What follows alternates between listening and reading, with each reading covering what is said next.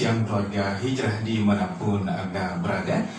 Kembali saya Tommy hadir menemani Anda di siang hari ini bertepatan dengan hari Kamis 27 Oktober 2022. Baik, seperti biasanya juga kita di minggu pertama dan minggu ketiga hadir menemani Anda keluarga hijrah di program Sehat Bersama RSBK. Dan siang hari ini sudah hadir narasumber kita dari RSBK, ada Dr. Farani Haridia Putri SPOG, dan juga dari Umas juga ada Bapak Farudin. Baik, untuk Anda keluarga hijrah, tema kita untuk hari ini adalah cepat pulih metode ERA, ya.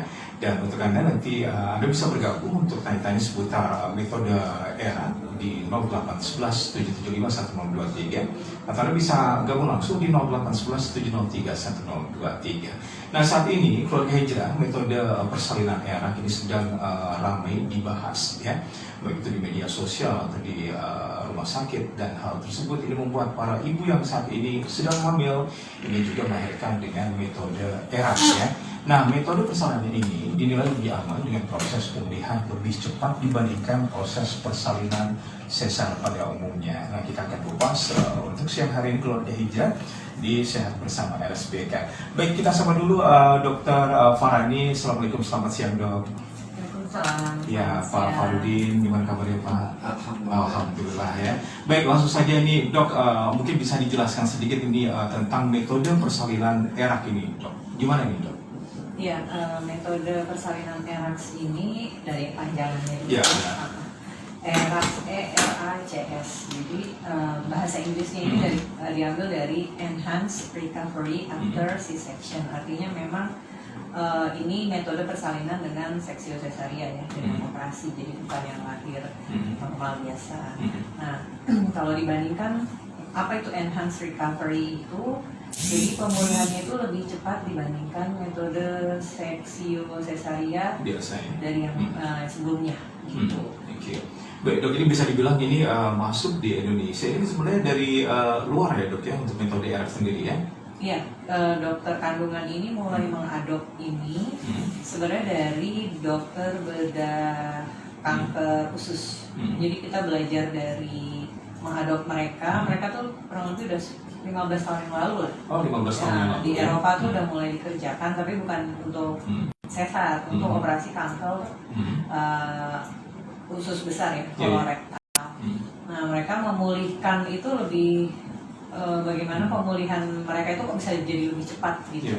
Nah, dari situ kita adopsi mana yang memungkinkan untuk ibu hamil, ya, untuk ibu yang melahirkan akhirnya dengan seksio cesaria, kita adopsi dan akhirnya berhasil dijalanin. Sebenarnya kalau dari penerapannya mungkin udah sekitar 7-8 tahun, ya. Cuman populernya memang 2-3 tahun terakhir. Oke, ini kalau masuk di Indonesia, Dok, ini pertama kali di Indonesia diterapkan di mana ini, Dok? Di rumah sakit mana ini, Dok? Pasti kalau yang kayak gini rumah sakit pendidikan dulu. Oh, rumah sakit pendidikan dulu. Awalnya Rumah sakit pendidikan, cuma begitu komersil, baru ke rumah sakit yang memang komersil, ya. Salah satunya di Jakarta, gitu. Ya, ini, Dok, ini kalau bisa dibilang ini metode persalinan ini kan metode penyempurnaan dari metode sesar sebelumnya. Sebenarnya ini penyempurnaannya seperti apa nih, Dok, misalnya? Penyempurnaannya terutama dari sisi nyeri. Jadi sekarang dengan ERACS, ya, SC dengan ERACS dibandingkan dengan SC metode lama itu adalah pemulihannya dia itu bisa 1 kali 24 jam itu bahkan sudah berpulang. Gitu. Jadi kalau ibaratnya sama orang yang lahiran normal, ini yang lahiran sesar pun kurang lebih pemulihannya akan sama. Sama, ya, oke. Kalau yang dulu mungkin 3 hari dirawat, kalau ini cuma butuh maksimal 2 hari. Oh, maksimal 2 hari, ya, baik. Baik, untuk Anda keluarga hijrah, tema kita sekali lagi adalah cepat pulih dengan metode ERA, ya. Ada yang pernah mengalami melahirkan dengan metode ini, ada bisa memberikan pertanyaannya sekali lagi di 0811 7751023, atau mungkin Anda sekedar bertanya, ada yang saat ini hamil yang rencananya nanti pengen persalinan dengan metode ERA, nah bisa langsung, ya, telepon kami atau WhatsApp kami, ya.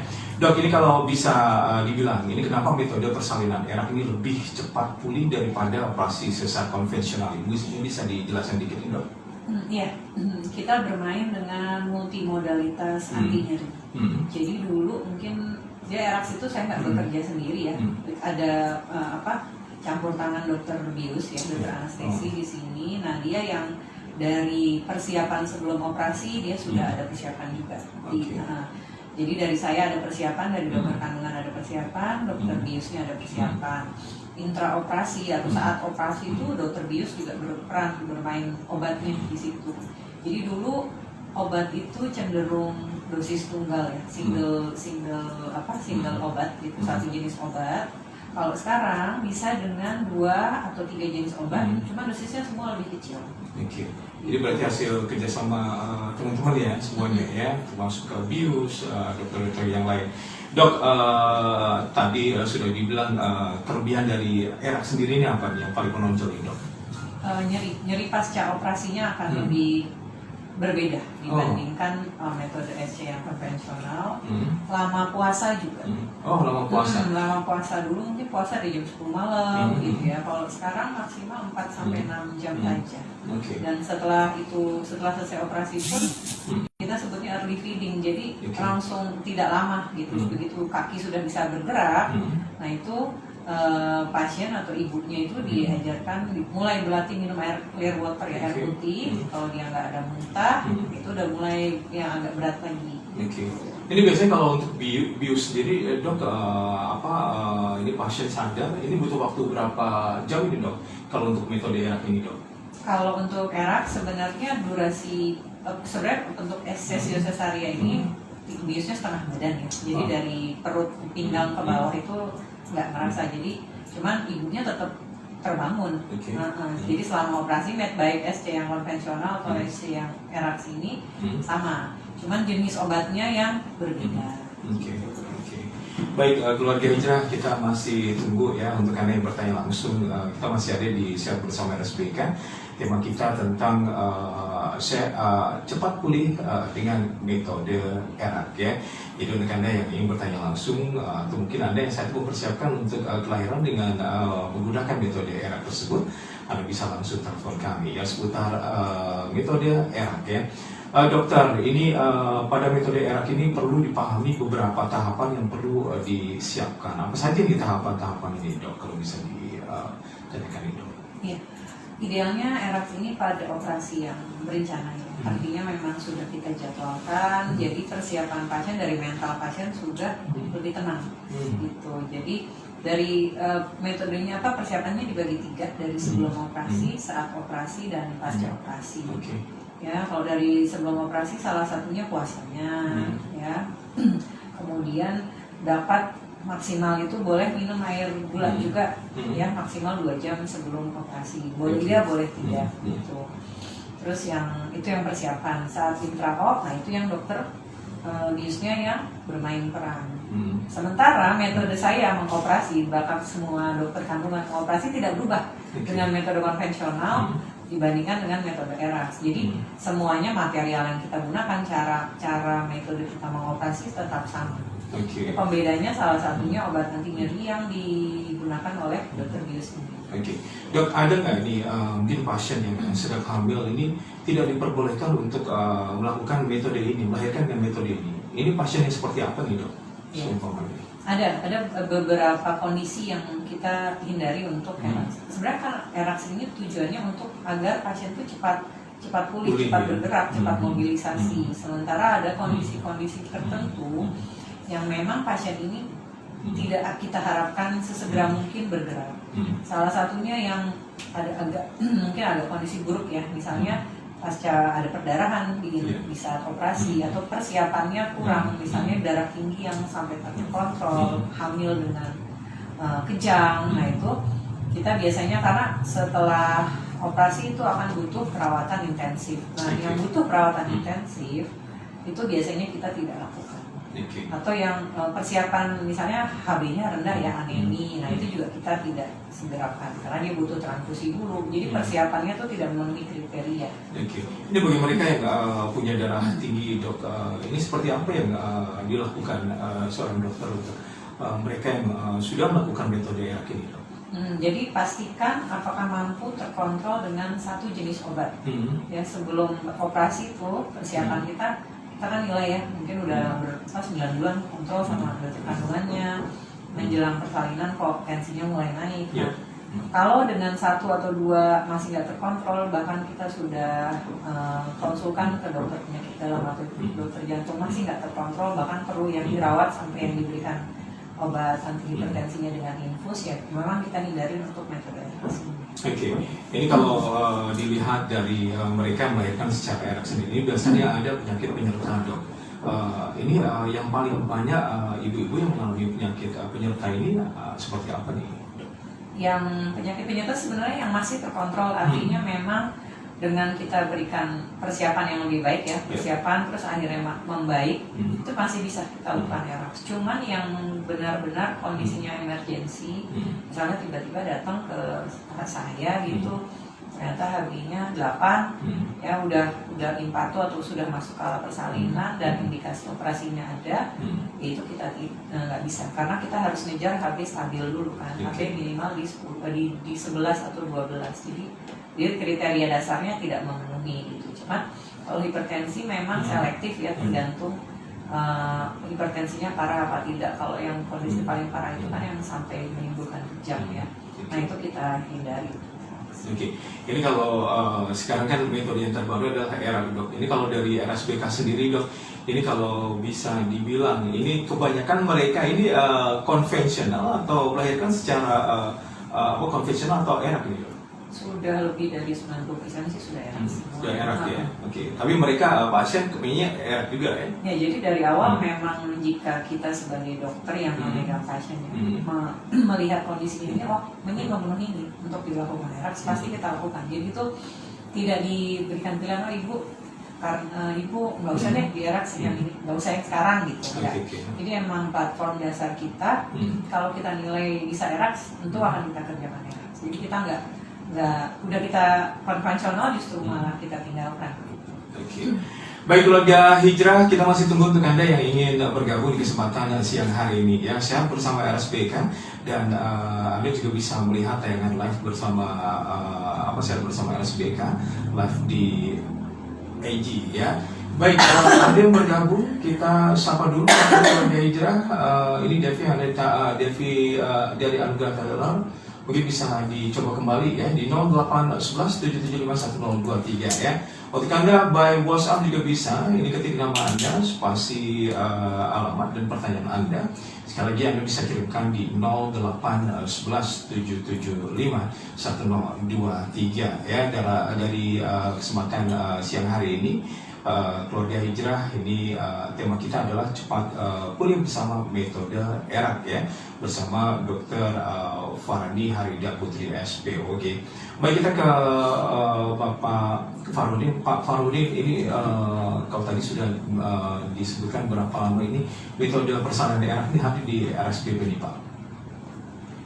Untuk metode ERA ini sebenarnya sudah mau jalan 1 tahun di tempat kita ya kurang lebih 1 tahun, dan tentunya tadi sudah disampaikan sama Dr. Farani itu kita tidak memberi pilihan, artinya kalau dia sudah memenuhi syarat kita lakukan ERA, dan tentunya sudah banyak sekali yang melakukan operasi metode ERA tersebut. Oke, baik Pak Farudin, sebelumnya kita sapa dulu untuk penelpon yang bergabung. Assalamualaikum.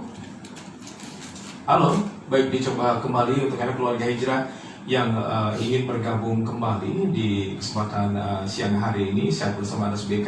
Anda yang bertanya langsung silakan ya, buat Anda yang kepingin ke WhatsApp juga bisa ya, 0811-775-1023.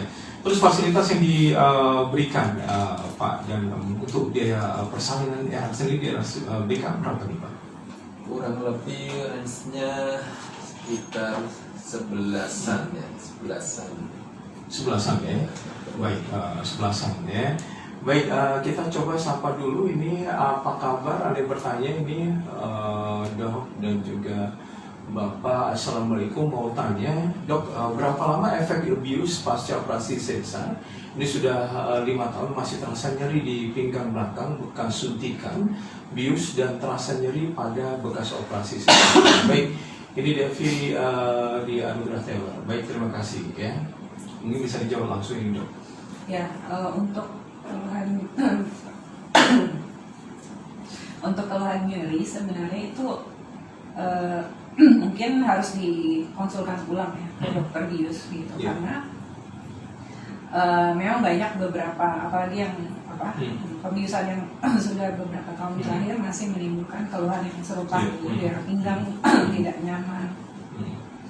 Itu harus ditelaah sih, nggak bisa dipastikan sekarang ini karena apa gitu. Bisa jadi memang ada, bisa jadi mungkin kemarin ada perlukaan ya di daerah tertentu yang membutuhkan pelayanan sampai fisioterapi, itu nggak apa-apa. Jadi kalau bisa sih misalnya ada sesuatu terkait dengan bekas pembiusan, sebaiknya emang harus berkonsultasi ulang dengan dokter bius ya. Atau ini biasanya kalau mereka sudah sesar karena melahirkan, ini biasanya bius hilang dalam berapa hari gitu? Efek biusnya sih kalau udah erak sih lebih cepat. Dulu kan kita nunggu ya, kalau ingat kalau habis dioperasi harus bisa kentut dulu gitu kan. Itu udah nggak ada sekarang, udah kita lupakan gitu. Jadi sebenarnya kepatokannya gampang kalau ibu melahirkan. Setelah dia bisa menggerakkan kaki, ya itu artinya efek nyeri, efek dari pembiusannya sudah hilang. Dulu itu sekitar 24 jam. Jadi kalau pasien tuh ya udah di tempat tidur aja 24 jam atau 12 jam kadang-kadang. Sekarang bisa paling cepat 4 jam tuh udah bisa. 4 jam 6 jam dia udah bisa ngelipat kaki lah gitu. Karena bahkan yang viral di sosial media udah bisa juga joget gitu. 6 jam gitu. Jadi kalau kenapa ini jadi digunakan, karena mendekatkan ibu dengan bayi juga gitu. Biasanya kalau mungkin yang dulu terpisah nih ya 24 jam saya aja terkapar gitu kan sebagai pasien, nggak bisa ngapa-ngapain, tapi dengan Erax ini saya bisa lebih cepat ketemu sama bayi, bisa langsung nyusuin. Dok, ini tadi pertanyaan dari Devi, ini sudah 5 tahun masih terasa nyeri di pinggang belakang. Ini sebenarnya kenapa nih dok? Nyeri ini karena apa nih dok? Ya mungkin itu salah satu kemungkinan paling besarnya ya dari pembiusan ya gitu. Mungkin lebih pada tempatnya dokter bius yang menjawab keluhannya. Ya tidak masalah dikonsulkan ke dokter kandungan dulu. Misalnya dia memang indikasi untuk sesar ya. Kita kan pernah ketemu juga beberapa kasus ya. Saya bilang ibu ketemu dulu sama dokter biusnya untuk persiapan. Jadi jangan bertemu di atas biar bisa kita tahu gitu sama-sama. Biasanya dokter bius tuh datang dulu sebelum operasi, nanyain dulu riwayatnya seperti apa, sampai berapa lama gitu. Jadi mungkin dia akan menggeser lokasi untuk pembiusan. Baik dokter, kita ke pertanyaan selanjutnya dok. Sebelum menunggu pertanyaan dari Anda keluarga hijrah, silakan saya cerita, masih tunggu ya. Ini seputar tema kita tentang cepat pulih dari metode Erax ya. Baik dokter, ini proses persalinan menggunakan pendekatan Erax ini dapat membuat ibu bebas bergerak lebih cepat. Ini karena kenapa ini dok? Ini bisa dijelaskan dok? Iya, karena dulu tungkai bawah ya, jadi dari pinggang ke bawah itu emang agak lambat untuk bisa bergerak. Ya itu salah satu efek pembiusan juga gitu. Nah, karena sekarang multimodal, jadi artinya lebih dari satu jenis obat, tapi dosisnya lebih kecil-kecil gitu. Dan yang biasa kita pakai gitu. Jadi jangan kaget kok malah saya dikasih obat standar banget ya gitu dulu.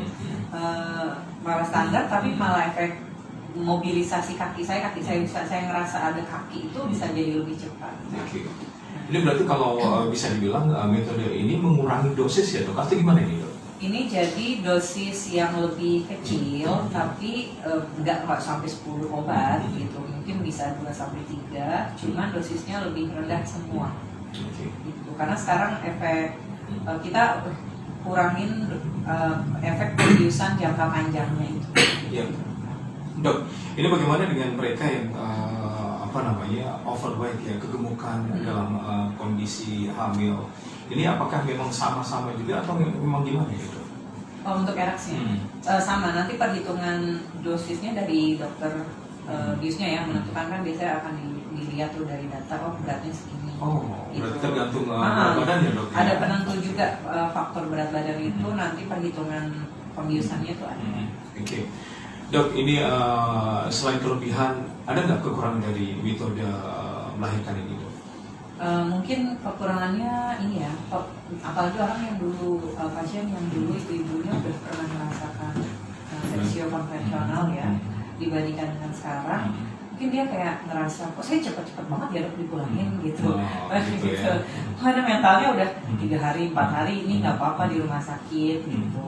Jadi kekurangannya mungkin dari ini kan belum lama ya populer di Indonesia gitu. Jadi mungkin dari keluarga malah orang tua dari ibu malah belum bisa menerima, kok cepet banget udah langsung dipulangin dok, ini habis sesar loh dok, jangan samain sama yang habis lahiran biasa gitu, jangan terburu-buru. Itu sih kayaknya yang di lapangan ya, yang karena mereka kaget kok, ya emang saya udah bisa gerak sih, udah bisa ini, aman nggak ya saya bisa pulang cepet gitu. Tapi biasanya kalau udah pulang harus ada izin dokter dulu ya dok ya. Dok, ini berapa maksimal mereka yang melakukan metode ini untuk melahirkan secara enak itu? Kalau untuk intinya sih eraksi ini kan jenis persalinan, artinya balik lagi ke pasangan tersebut mau punya darah.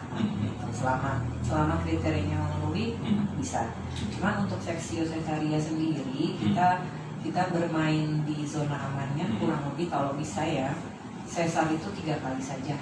Sesar 3 kali saja ya. Jangan kalau bisa sih udah makin dijarangkan lah setelah itu. Tapi ada orang yang melahirkan berkali-kali, kadang ada yang sampai 5 kali dengan operasi sesar. Ini sebenarnya berbahaya apa enggak sih dok? Ya, kalau itu bukan berbahaya dari eraksi, cuman dari segi kesehatan ya. Dari segi kesehatan dan komplikasi operasinya. Kemarin saya baru operasi pasien seksio yang kelima nih gitu kan, umur masih muda, kita juga dilema kan, kalau bisa habis ini kawinnya jangka panjang. Karena apa? Kita membayangkan badan yang dioperasi itu seperti ya udah dibuka daerah situ dijahit lagi, dibuka lagi, dijahit lagi, itu sudah mengganggu yang organ-organ sekitarnya kan. Jadi ada perlengketan, takutnya nanti maaf nih operasi selanjutnya cedera ke saluran cerna, cedera ke saluran kencing kayak gitu. Baik, kita ke Pak Farudin. Pak Farudin, untuk fasilitas yang ada di RSBK, apakah metode ini menggunakan BPJS juga atau gimana Pak? Baik, keluarga hijrah dan sahabat RSBK tentunya untuk BPJS juga bisa kita layani untuk metode rekening. Karena sebenarnya cukup mudah untuk masuk ke rumah sakit rujukan itu bisa lewat poli atau mungkin lewat IGD-dan kalau ini dasar pidana. Nah kalau lewat poliklinik tentunya memang ada rujukan yang tentunya melalui BPJS. Dan kalau kasus-kasus emergensi bisa langsung datang ke IGD-dan. Lebih gampang ya harusnya ya. Jadi untuk Anda di keluarga hijrah yang sudah memulai BPJS, bisa kalau mungkin Anda ingin menggunakan metode EREK seperti yang sudah disebutkan tadi. Baik keluarga hijrah, jangan kemana-mana dulu, kita break sebentar dan kita lanjutkan lagi. Masih ada beberapa pertanyaan yang akan kita ajukan di kesempatan siang hari ini, masih di program Sehat Bersama RSBK. Assalamualaikum warahmatullahi wabarakatuh. Keluarga hijrah muslimah, segera daftar keluarga hijrah. Anda masih menyimak program Sehat Bersama RSBK yang 102,3 FM Hijrah Radio. Ya, terima kasih Anda masih bergabung di kesempatan siang hari ini keluarga hijrah di program Sehat Bersama RSBK dengan tema cepat pulih bersama metode ERAK ya, dengan sumber Dr. Fani Harida Putri SPOG. Dan untuk siang hari ini kita masih tunggu ya. Anda yang bertanya langsung, telepon kami langsung juga bisa ya. Bertanya seputar metode ERAK tersebut di 0811 775 1523. Tadi bisa pergunakan di ASM online kami. Dok, ini kalau bisa dibilang rasa sakit setelah pasca operasi, ini obat yang diberikan apa nih dok nantinya dok?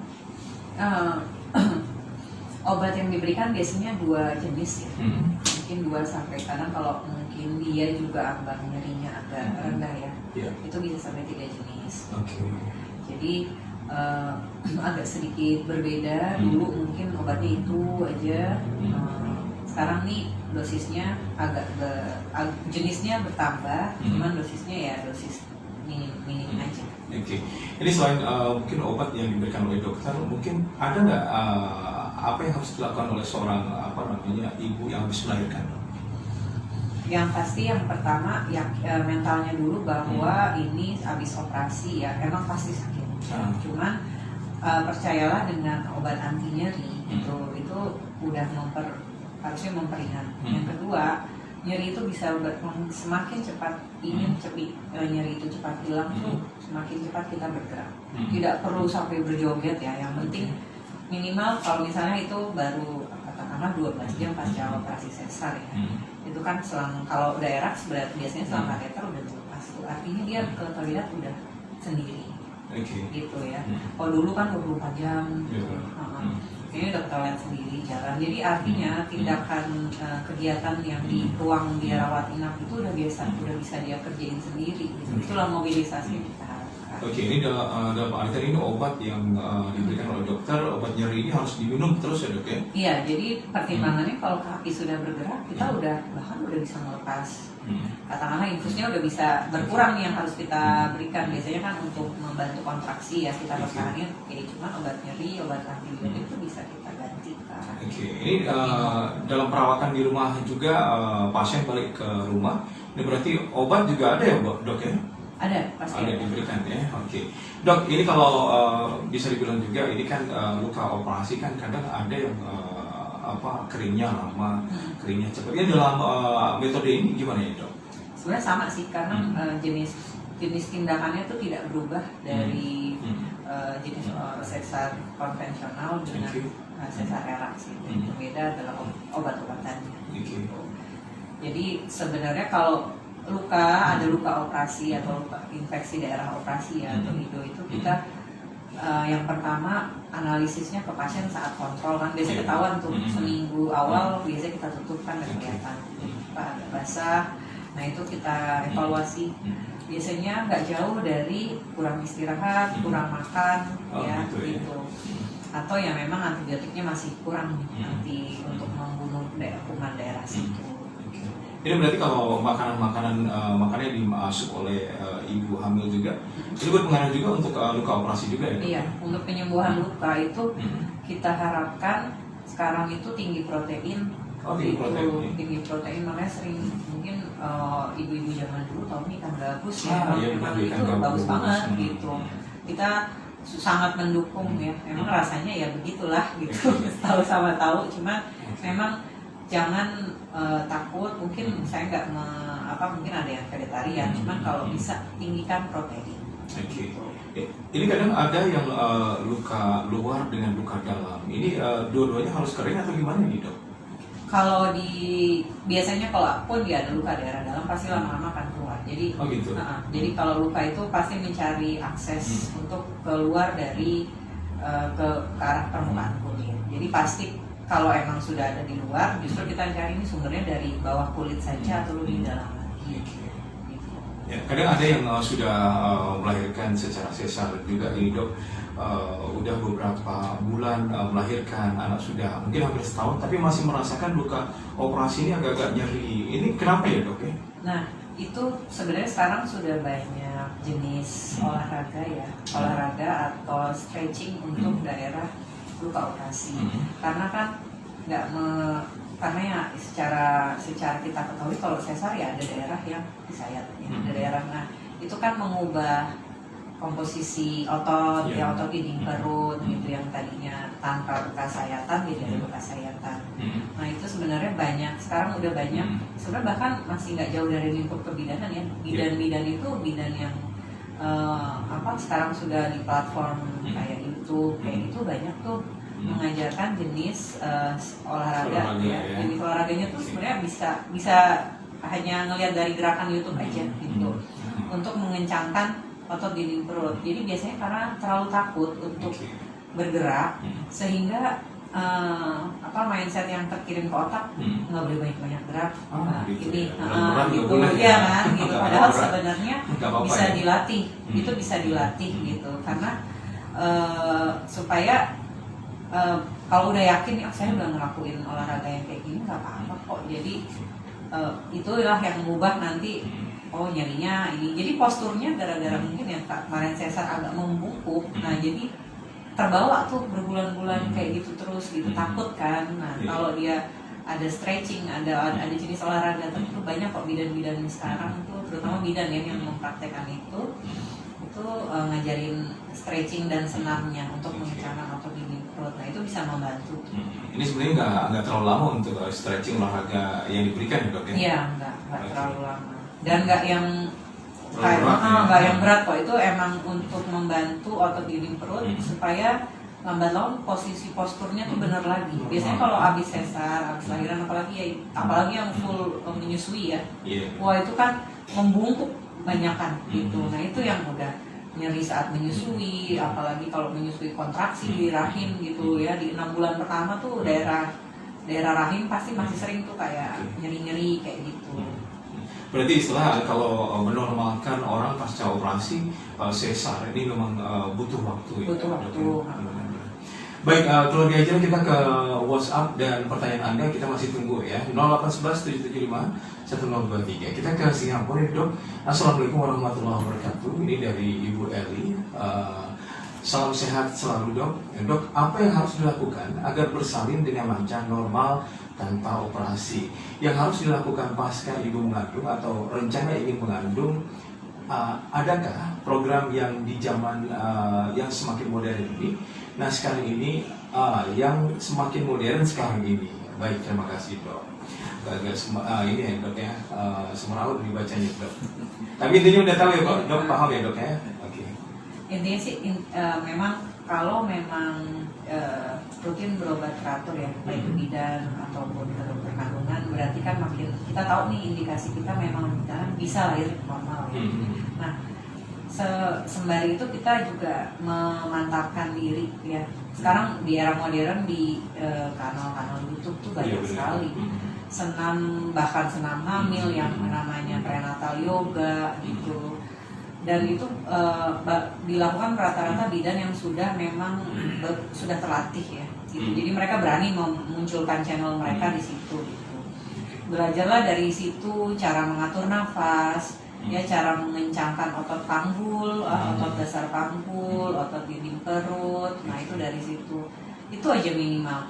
Memang kalau orang mungkin yang zaman dulu banget nih kita mundur sampai yang ibu hamil masih nyanggul di sawah, karena memang mereka udah biasa gerak gitu ya. Mereka biasa gerak, ngangkat berat, naik turun ya, nggak ada kendaraan kayak sekarang kan. Itu memang membantu, yang namanya exercise itu membantu persalinan. Nafas dibantu, dinding panggul dibantu, dinding perut itu membantu. Ya ini kalau bisa dibilang kan awalnya kepingin normal dok, tapi dalam perjalanan kan kadang ada darah terlalu tinggi, dan alhamdulillah operasi sesar. Ini ada juga ya dok seperti itu ya dok? Ada, preeklamsia atau darah tinggi pada kehamilan itu kasus kedua terbesar di kehamilan, jadi pasti masih banyak. Oke.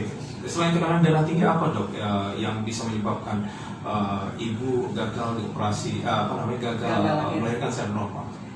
Indikasi gagal misalnya yang pertama dari mungkin posisi bayi. Oh iya benar, jadi posisi bayi. Tanpa intervensi apapun bayinya melintang, nah itu udah pasti nggak bisa lahir. Yang kedua ari-arinya menghalangi jalan lahir. Jadi makanya itu pentingnya pengawasan dokter kandungan, USG itu ledakannya dari situ. Baik keluarga hijrah, kita masih tunggu ya, masih ada waktu untuk Anda keluarga hijrah. Jadi silakan saja Anda yang bertanya langsung, telepon kami langsung atau ke WhatsApp ketik nama Anda, spasi alamat dan pertanyaan Anda. Dokter, ini hal yang perlu diperhatikan setelah mungkin bayi lahir. Ini apa yang perlu diperhatikan pada ibu nih, dok? Ya, terlepas dari jenis persalinannya ya, apapun kalau bisa yang pertama yang namanya habis lahiran baik apalagi lahir normal sebenarnya remuk itu badannya ya.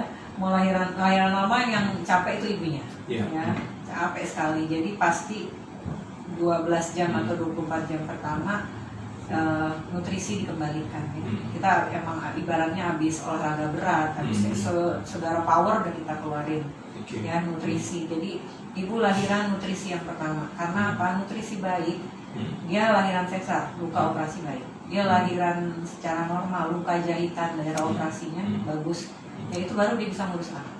Ya yang kedua dari dia ngurus anak, bondingnya ke anak makin meningkat, asinya makin banyak. Ini kuncinya nutrisi dulu diperbaiki betul. Kalau orang nutrisinya baik, dia tidurnya cukup kok. Walaupun ya ada periode bangun tidur tengah malam ya.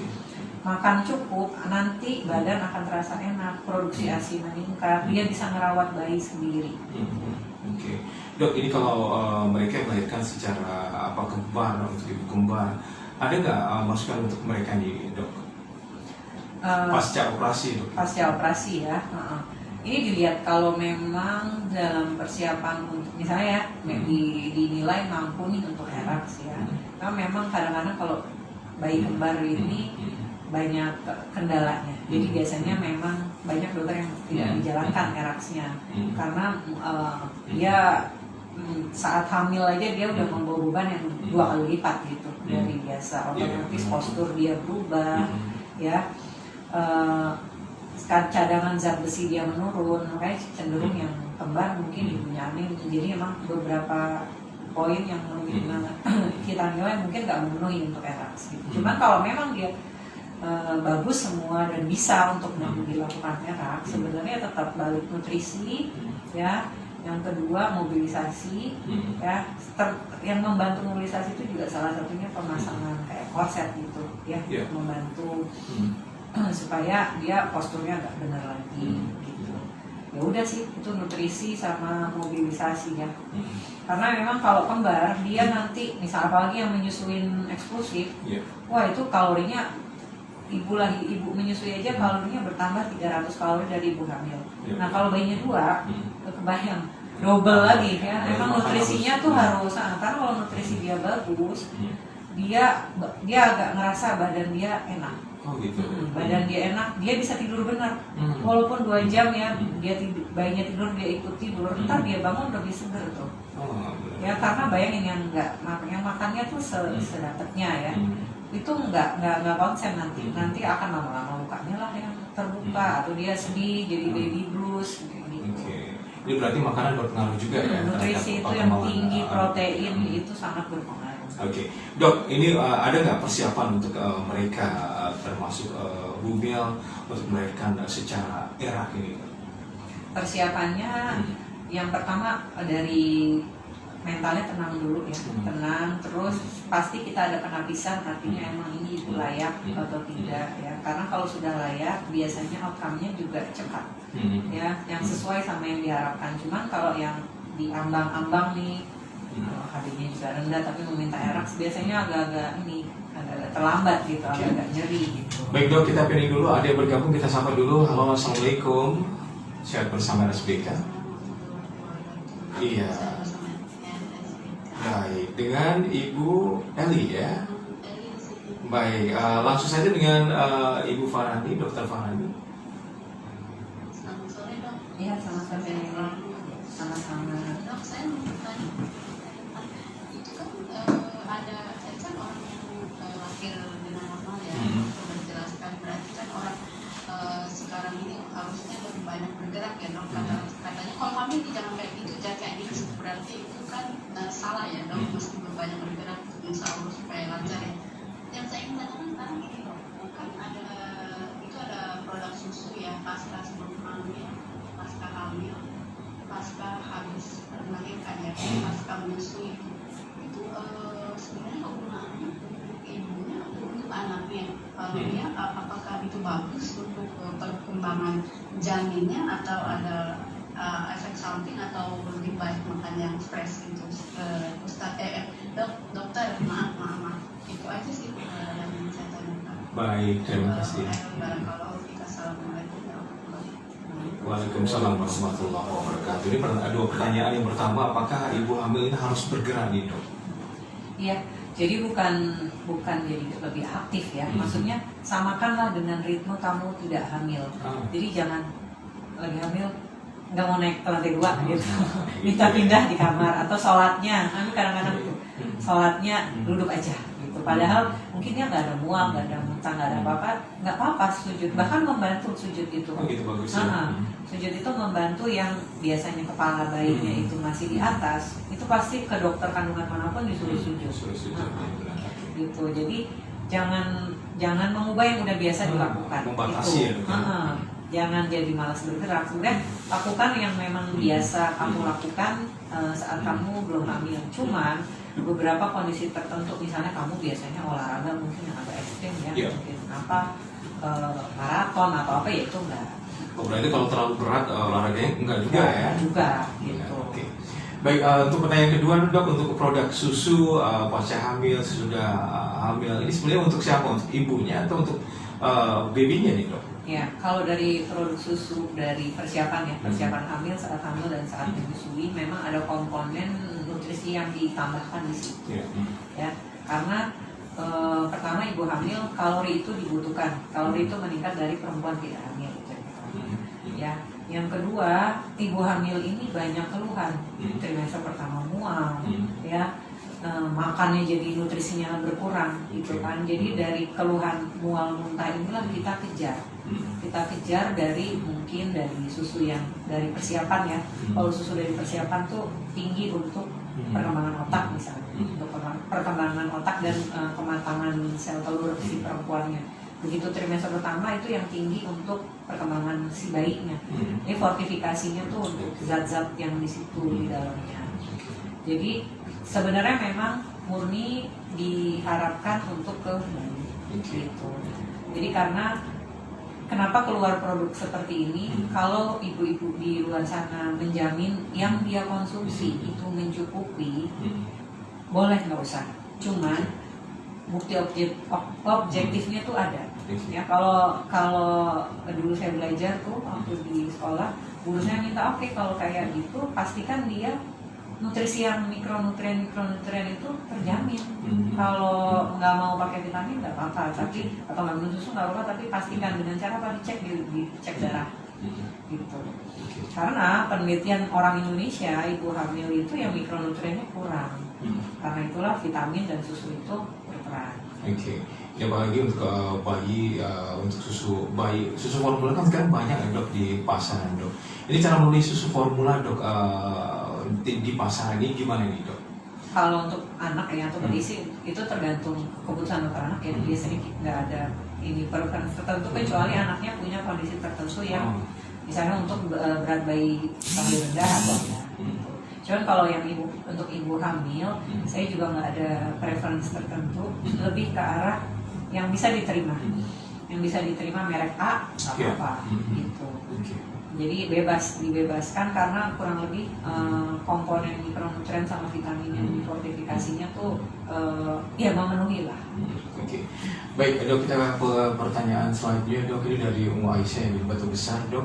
Assalamualaikum warahmatullahi wabarakatuh dok. Ini ada dua pertanyaan dok. Yang pertama, pada usia berapa bayi yang sering bergerak di dalam perut dok? Saya sedang hamil 4 bulan dok, tapi pergerakan bayi ini sangat jarang atau mungkin lambat dok ya. Yang kedua, jika anak pertama lahir dengan sesar, apakah bisa anak kedua ini melahirkan dengan normal dok? Nah, jika bisa normal, ini harus berjarak berapa tahun dari pasca sesar dok? Terima kasih dok. Ya, yang pertama kapan berat bayi di dalam perut dalam perut bisa dirasa ya oleh ibu. Secara teori memang 16 minggu artinya 4 bulan ke atas. 4 bulan ke atas ya. Di bawah itu sebenarnya ibu rasain kayak berdetak, itu sebenarnya bukan, itu persepsi aja. Kalau saya hamil mungkin ada gerak-gerak gitu. Karena kenyataannya biasanya baru yakin itu ada yang bergerak tuh di 5 bulan, tapi biasanya di 4 bulan sudah. Dan sensor itu menurun seiring dengan banyaknya anak. Semakin banyak anak, makanya wajar kadang-kadang ibu ada yang datang 7 bulan, ternyata saya hamil loh dok, ibu nggak? Karena sensornya makin menurun. Kemampuan dia mendeteksi gerakan itu makin banyak hamil, makin berkurang. Gitu. Kecuali kalau udah pakai USG, kita tahu ya dok ya. Gitu. Baik, yang kedua dok, jika anak pertama lahir dengan sesar, apakah bisa anak kedua melahirkan secara normal dok? Ada kriterianya untuk bisa, namanya jenis persalinannya VBAC ya, vaginal birth after C-section. Ya, itu banyak kriterianya. Salah satunya kalau bisa memang jarak 2 tahun. 2 tahun ya. Yang kedua, mulusnya itu harus datang sendiri dari ibu, karena benar-benar kalau bekas operasi mau melahirkan normal itu seperti mau melahirkan anak pertama gitu. Jadi tidak ada intervensi, kita hanya mengobservasi ya, membantu Persiapan semua kalau mau feedback tuh semua dukungan dari ibunya, mental ibunya yakin ya. Banyak sih yang kedua tuh setelah jarak 2 tahun, mules datang sendiri dari ibu, tidak ada ketuban pecah sebelum waktunya, yang menyebabkan ketubannya sangat sedikit. Berat bayinya juga kalau bisa nggak usah besar-besar, bisa gitu. Oke, berarti tergantung kesehatan ibu juga ya dok ya. Baik, kita ke pertanyaan yang lain dok. Ini siang dok, saya Aditya dari Bengkong. Ini apa penyebab sebagian bayi yang lahir memiliki kecacatan seperti bibir yang naik ke atas? Apakah ini disebabkan faktor keturunan atau kurangnya konsumsi vitamin dari sang ibu? Terima kasih. Mungkin bibir sumbing ya dok ya? Oke, gimana nih dok? Kalau bibir sumbing memang secara ini sih sporadik, artinya tidak diturunkan. Jadi sporadik itu artinya di masa tertentu, waktu tertentu terus kena ya gitu. Memang kita kalau untuk bibir sumbing kita nggak bisa bilang faktor resikonya nggak turunan, cuman memang nutrisi berpengaruh, nutrisi terus paparan zat radioaktif misalnya ya, apa dia mungkin daerah tempat bekerjanya, nah itu memang ada. Cuman kalau diturunkan itu enggak. Gitu. Tapi memang ada beberapa kondisi yang memang penyakit diturunkan, misalnya beberapa sindrom tertentu ya, ada beberapa sindrom. Tapi kalau bibir sumbing sih sporadik, artinya memang tidak ada ini dan tidak ada hubungannya jatuh terus jadi sumbing itu bukan. Intinya semua kelainan yang terjadi pada kehamilan itu sudah terjadi dari trimester 1. Gitu ya. Gitu. Nah, cuman karena kita nggak bisa USG sampai sedetail itu, sampai sana belum ada USG bisa melihat hamil 10 minggu ada bibir sumbing, itu nggak bisa gitu. Jadi cuman ketahuannya begitu bayi besar kan, begitu udah mungkin 7 bulan bisa lihat bibir, oh ada ini. Nah itu dikorelasikan sebenarnya enggak. Semua kelainan hampir 99% ya, kecuali misalnya yang karena kehamilannya, misalnya bayinya tubuhnya pecah, kita mau coba pertahanin mungkin posisi kaki jadi agak ini ya, karena ruang gerak, karena air tubuhnya nggak ada, ruang geraknya terbatas, jadi posisi kaki mungkin agak berubah, itu bisa. Oke, ini berarti menjaga kehamilan di awal-awal pertama gitu, ini sangat penting ya, benar. Oke. Baik dokter, kita cek waktu di jam 14.52 dok. Dok, ada yang ingin disampaikan untuk metode ERAK ini dok? Ya, yang pertama jangan khawatir dengan metode ERAK, bahwa yang kita yakin dulu pemulihannya cepat. Ya. Cuman memang kalau pasien yang nggak begitu pede untuk pulang langsung hari kedua, hari pertama hari ini datang besok pulang, dok saya mau sehari lagi ya nggak apa-apa. Ya, pengennya berlama-lama ya dok ya. Kalau sesar masih ingin berlama-lama. Itu yang kedua, konsumsi obat sesuai jadwal supaya meminimalkan nyeri yang semakin timbul, karena kita udah ngatur tuh jam kapan minum si A, kapan minum yang B. Yang ketiga ya geraklah sebiasanya aja, jangan juga dilebihkan, juga jangan terlalu diam, jangan terlalu diam. Yang keempat sih nutrisi. Karena kalau udah habis sesar, gerak ini dibatasi gitu. Katanya terlalu capek nanti bikin gimana gitu ya dok. Dok, ini kalau ada tambahan obat seperti herbal gitu habis sesar operasi gimana dok? Bagi kita sih prinsipnya selama tidak merugikan sih nggak apa-apa, tapi jangan lupa obatnya. Obat tetap diminum. Karena kan kayak ASI booster kan juga tuh ya, ASI booster, terus ada obat-obat yang katakanlah dikatakan mempercepat penyembuhan luka, boleh-boleh aja. Boleh, seperti kan nggak usah diet. Cuman obat yang diberikan dokter tetap dikonsumsi, tambahannya silakan. Oke. Baik, Pak Farudin mungkin akan disampaikan Pak Farudin, ini untuk program dari RSPK sendiri untuk bulan Oktober apa nih Pak Farudin? Baik, atau mungkin awal bulan nanti, bulan November, ada nggak kegiatan di RSPK ini Pak? Keluarga Hijrah sahabat RSPK, untuk program sebenarnya kita kemarin itu ada kegiatan kerjasama dengan Bunda Suci pengobatan gratis itu, di antaranya ada pengobatan bibir sumbing, ada operasi kecil. Nah untuk di November ini nanti di Hari Pahlawan tentunya mungkin ada promo-promo, nanti kita share ke informasi baik IG ataupun mungkin melalui FB. Nah tentunya saya berpesan bahwa kesehatan itu mahal, tentunya kita perlu jaga, perlu kita syukuri, dan seandainya ada keluhan bisa langsung datang ke rumah sakit mudik kebudayaan. Dan tentunya kita tidak mempersulit, bisa melalui layanan WA kami, bisa daftar secara online. Jadi bisa hubungi ke nomor layanan kami di nomor 0812 7046 8994. Kami ada untuk Anda. Terima kasih. Baik, keluarga hijrah metode ERA kini sudah terbukti efektif dalam meningkatkan kepuasan dan juga kenyamanan ibu, ini menurunkan risiko terjadinya komplikasi, mengurangi waktu perawatan di rumah sakit, serta mempererat hubungan antara ibu dan juga bayi. Baik, itu tadi perbincangan kita di Sehat Bersama RSBK dengan metode cepat pulih, metode ERA bersama narasumber kita, ada Dr. Farani Haridia Putri SPOG. Insya Allah kita ketemu lagi untuk minggu depan dengan tema yang berbeda tentunya, dengan dokter yang berbeda tentunya. Ini satu Bimawan dan operator kita ada Muhammad Nanda dan juga narasumber kita untuk sore hari ini mengucapkan banyak terima kasih. Wassalamualaikum warahmatullahi wabarakatuh. Waalaikumsalam. Bersama RSBK.